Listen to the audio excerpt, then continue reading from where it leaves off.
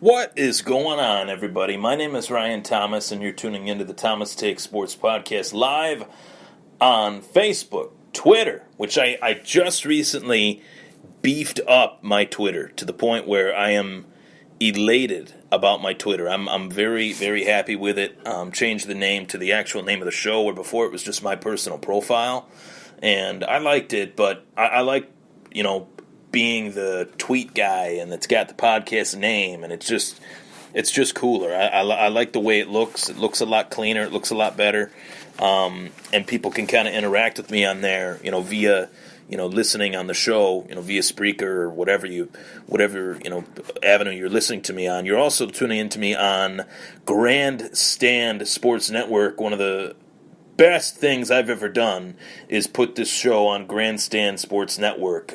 These guys are fantastic. They do a fantastic job at promoting podcasts, not just mine, but the many other podcasts that are on their network. There's podcasts from all around the country on that network that I really enjoy tuning into, and obviously, interacting with some of the hosts that host the podcasts and stuff like that. Hopefully I get to have some of those guys on this show as guests. Normally I have about 2 guests a week on the show, and they could be anywhere from sports writers to friends to and everything in between. So eventually I'd like to get some of those guys on this podcast and chat up some football or baseball or whatever sport that they're interested in, and cross promote. That's always my thing. I've always been a big cross promotion guy. So if that's what it's called, I guess we'll call it that, cross promotion guy. But I am back live on the podcast, and I wanted to hop on here on Spreaker.com on the audio side of things. I just wrapped up my Calvin Ridley draft profile on the Thomas Take Sports Podcast Facebook page. I read Dan Schalk's draft profile from MyFantasySportsTalk.com and kind of gave my take on it. Talked about his draft profile. Dan does a very good job writing draft profiles and putting them out almost daily. Between some of the most well-known players in this year's draft and some of the players that people might be sleeping on, or some of the players that people haven't heard of.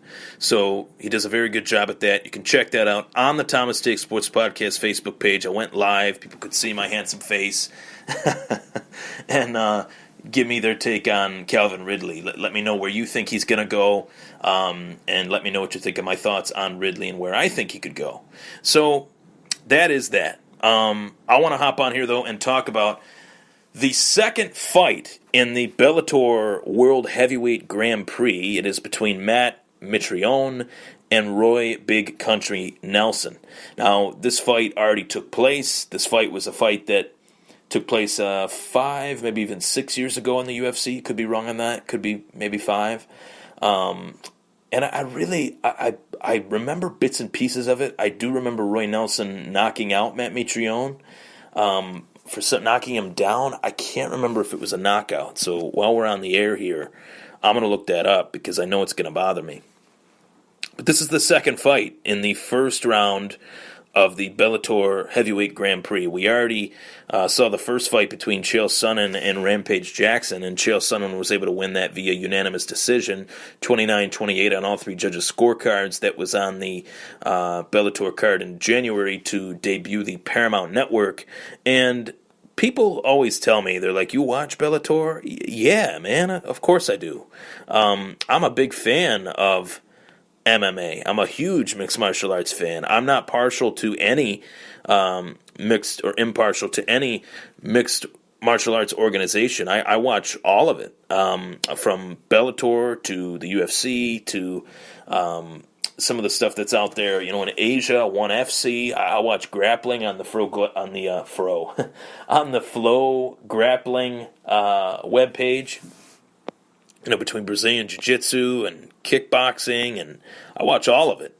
And Bellator has been growing very successfully, the last few years. I think that they've done a fantastic job growing their product and getting more names, poaching talent from the UFC and creating some names of their own.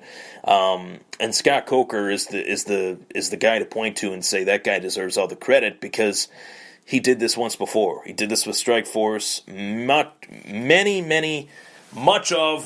of, however you want to put it, Strikeforce fighters, went to the UFC, and many of those guys and gals are some of the biggest names that the UFC has ever had. Ronda Rousey, Luke Rockhold, Daniel Cormier, just to name a few. And Scott Coker doesn't really get enough credit for that. So, as I take my swig of Arnie, I really think that they deserve a lot more credit. I think that Scott Coker has done a fantastic job, not just promoting Bellator, but as a promoter in general. He is one of the best promoters in the world. And I think that Bellator is only going to get better. And this heavyweight Grand Prix, what the heck was that? Just heard something outside that was pretty damn scary. Anyway, Bellator is getting better. And when they announced this Grand Prix, I thought, this is awesome. This is the way MMA used to be. I mean, obviously they used to do the tournaments in one night, but nonetheless, I'll take it. And the first matchup in the quarterfinals was Rampage versus Chael. Chael wins that fight. He will fight the winner of Fedor versus Frank Mir. And Matt Mitrione versus Roy Nelson, which takes place this Friday night, on the Paramount Network, the winner of that fight, Mitrione and Nelson, will face the winner of Ryan Bader versus King Mo in the semifinals. So the Ryan Bader-King Mo fight is sometime in May. The Fedor-Frank Mir fight is in April. And I'm very excited to see how this tournament pans out. Obviously, they have to have some alternates in case some of the fighters fall out. But I really want to talk about how I think this fight could go down. Matt Mitrione, for a while, he kind of wasn't really fulfilling his potential. There were times where they talked about him as if he was this rising star, and it just didn't happen. I can't really explain it. There were some circumstances where he had some very weird things happen in fights. It was the Travis Brown fight where the situation with his eye. There was the Ben Rothwell fight where he was submitted in a go-go choke. Those were 2 straight losses exiting the UFC for Matt Mitrione. He lost to Brendan Schaub via Darce choke, and obviously lost to Roy Nelson, and the fight did end in a TKO in round 1.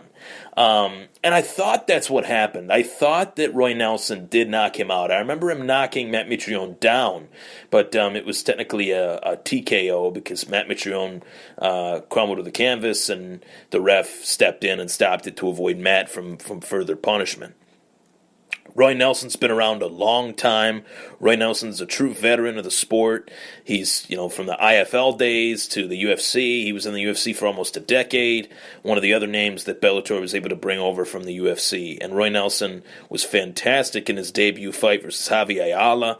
That fight was actually very entertaining. I thought that Roy Nelson looked better than he's looked in a long time.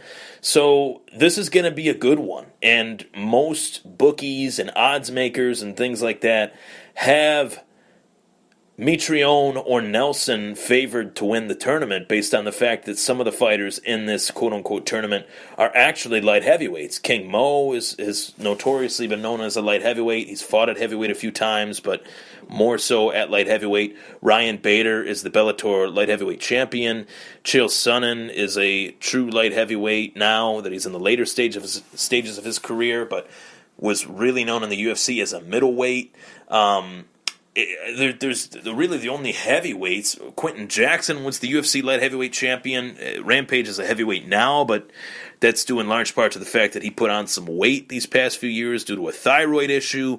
So I should preface my statement and say that most of the fighters in this tournament are more experienced at light heavyweight. That doesn't necessarily mean that they can't fight at heavyweight, because we just saw Chael Sonnen beat Rampage Jackson at 222, meaning 222 pounds. So I think that anything can happen in mixed martial arts. That's one thing I've learned. Anything can happen in this sport, whether it's Holly Holm knocking out Ronda Rousey in devastating fashion, whether it's Michael Bisping knocking out Luke Rockhold in devastating fashion. Anything is possible. Matt Serra knocking out George St. Pierre in devastating fashion. Anything is possible in this sport.